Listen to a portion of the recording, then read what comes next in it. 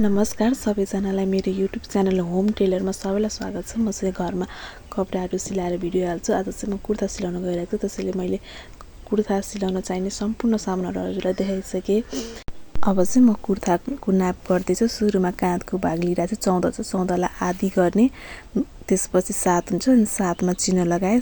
त्यसपछि चाहिँ हामीले हाफ इन्च सेलाइ भाग राख्नुपर्छ र कपडा मिलेको छ भने काट्नको लागि पनि थोरै चाहिँ राख्नुपर्ने हुन्छ, कपडा सटक्क मिलाउनको लागि। अनि म त्यो राख्दैछु। त्यसपछि फेरि मैले त्यहाँबाट 7 इन्च लिए। 7 इन्चीमा चाहिँ अब हामी काखीको भाग र छातीको भाग नाप्नलाई गर्नेछौँ। त्यसपछि म यसलाई धरको तान्नेछु। यो चाहिँ मेरो पहिलो भिडियो हो, त्यसैले म अलि नर्भस पनि भइरहेको छु। त्यति राम्रोसँग क्लियर पनि भिडियो आएको छैन।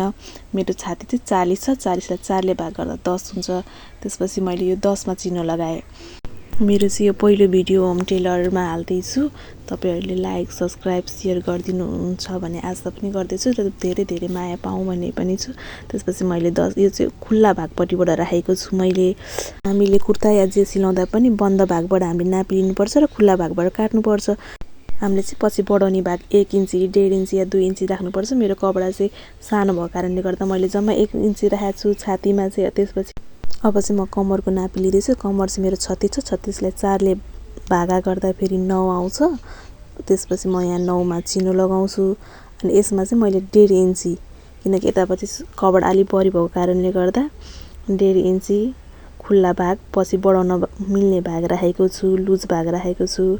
अब चाहिँ म हिपको भाग लिइरहेको छु। हिपको भाग लिँदा चाहिँ हामीले 19, 20, 21सम्म राख्नु मिल्छ। धेरै अग्लो छन् भने 21, अलि होचो छ भने 19। म चाहिँ यहाँ 20, 20.5 राख्न गइरहेको छु। ठिक्क हाइट भएको कारणले गर्दा होचो नि हुनुहुन्न।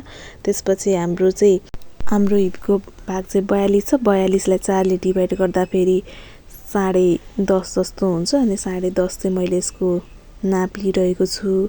त्यसपछि चाहिँ थोरै भाग चाहिँ हामीले बढ्ने भाग पनि राख्नुपर्छ। अनि यहाँ नाप लिँदैछु। म चाहिँ मेरो चाहिँ पहिलो भिडियो भएको कारणले गर्दा पनि अलि नर्भस पनि भइरहेको छु। अनि हजुरहरूले माया गर्नुहुन्छ भने मलाई आशा लाग्छ मेरो भिडियोमा लाइक कमेन्ट सब्सक्राइब सेयर गरिदिनुहुन्छ भने। त्यसपछि चाहिँ हामीले हाम्रो फिटिङ भागको चाहिँ नाप लिइरहेको छु र मैले त्यसमा चिनो लगाइदिएको छु। यो चाहिँ हाम्रो सिलाउने भाग हो र अर्को चाहिँ हाम्रो बडी राखेको भाग हामी कहिले मोटायौँ भने त्यो चाहिँ हाम्रो लुजिङ भाग हो। हामीलाई यसरी नै मैले फिटिङ भाग र लुजिङ भाग चाहिँ छुट्याइसकेको छु। अब चाहिँ हाम्रो काखीको पालो। त्यसपछि 7 लिएको छ भने 7को आधी गर्दा 3.5 हुन्छ। हामी 3.5मा चिनो लगाउने छौँ।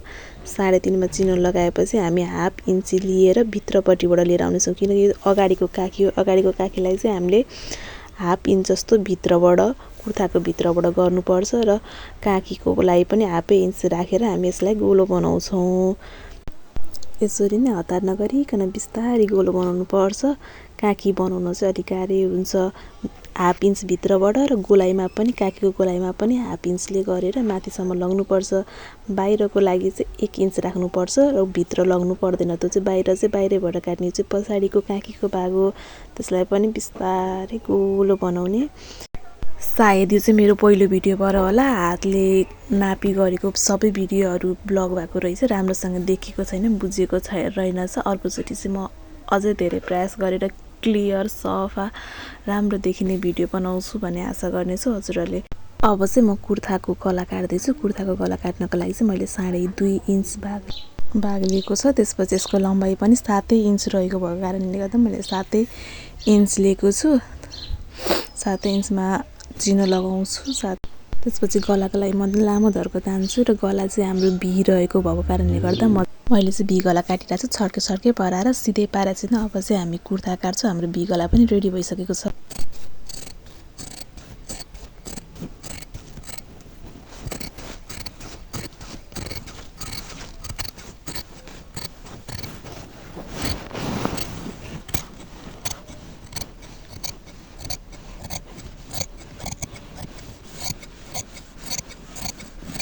यो कुर्तामा बढी भाग नभएको कारणले गर्दा म चाहिँ छेउछेउबाट थोरै काटिरहेको छु।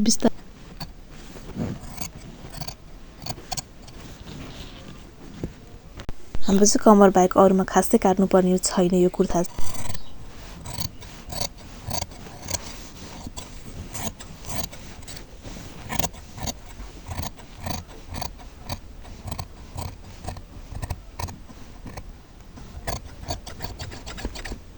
यो कुर्ताको लम्बाइ 42 र फिटिङ 44।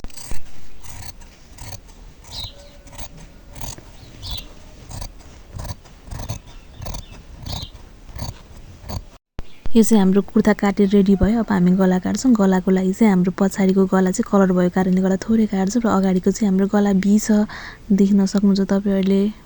पछाडिको गला काटिसकेपछि हामी पछाडिको भागलाई चाहिँ निकाल्छौँ, किनकि गला सँगसँगै हाम्रो काखी पनि काट्नु बाँकी छ। पछाडिको भाग निकालिसकेपछि अगाडिको भाग चाहिँ मिलाएर हामीले काट्नुपर्ने हुन्छ।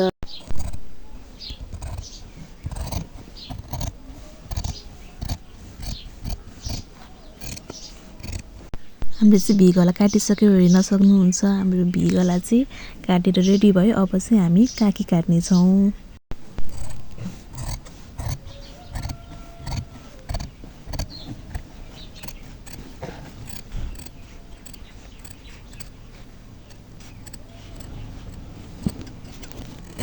हामीले चाहिँ काखी काटेर रेडी बनाइसकेका छौँ। अब चाहिँ हामी काखीको बाउला काट्दै छौँ। तपाईहरुले मेरो भिडियोलाई सब्स्क्राइब गर्नुहुन्छ भने मलाई धेरै आशा छ। प्लिज सब्स्क्राइब होम टेलरलाई। सुरुमा हामीले 3 लिनेछौँ। माथिबाट हामीले 3 मा धर्को तान्नेछौँ। त्यसपछि हाम्रो जति छाती छ त्यसलाई 5 ले भाग गर्नेछौँ। हाम्रो 40 छातीलाई 5 ले भाग गर्दा हाम्रो 8 आयो। 8 मा 1.5 इन्ची बढी राखेर हामी तेर्सो पार्दै 8 इन्ची भएको ठाउँमा धर्को तानेर तेर्सो धर्को बनाउँदै लिएर आउने छौँ। त्यसरी तेर्सो धर्को ल्याइदिसकेपछि अब चाहिँ हामी हाम्रो बाउलाको लम्बाइ लिनेछौँ, जो चाहिँ 25 छ। हामी 25 लम्बाइ। हाम्रो कुर्ताको मोता चाहिँ 9 छ। हामी 9 लाई आधी गर्दा 4.5 हुन्छ र 4.5 इन्चमा एउटा चिनो लाउने छौँ र बढी भागको लागि 1.5 इन्ची राख्ने छौँ र माथिबाट धर्को लिएर आउँदै चिनो लाउने छौँ। यसैगरी एकचोटी र दुईचोटी दुवैतिर हामी चिनो लाउने छौँ। त्यसपछि यसलाई हामी बिस्तारै काट्ने छौँ।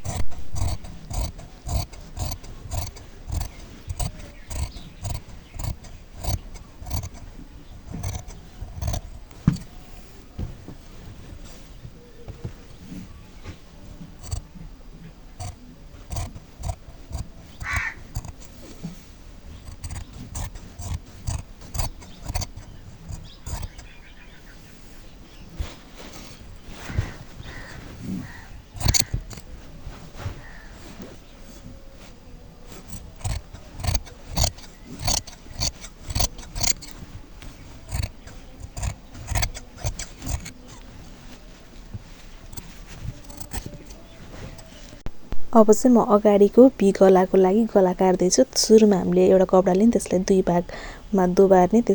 आफूले सुरुमा गला काटेको कपडालाई त्यसको माथि राख्ने र मजाले मिलाइसकेर त्यसलाई काट्ने।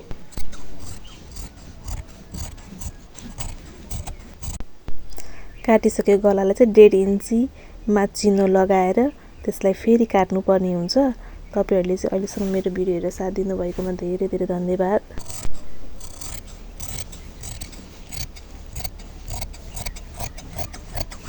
हाम्रो चाहिँ गलापट्टि रेडी भयो। तपाईहरुले यसरी नै भिडियो हेरेर साथ दिनु होला। सबैजनाले होम टेलरलाई सब्स्क्राइब गर्नु होला।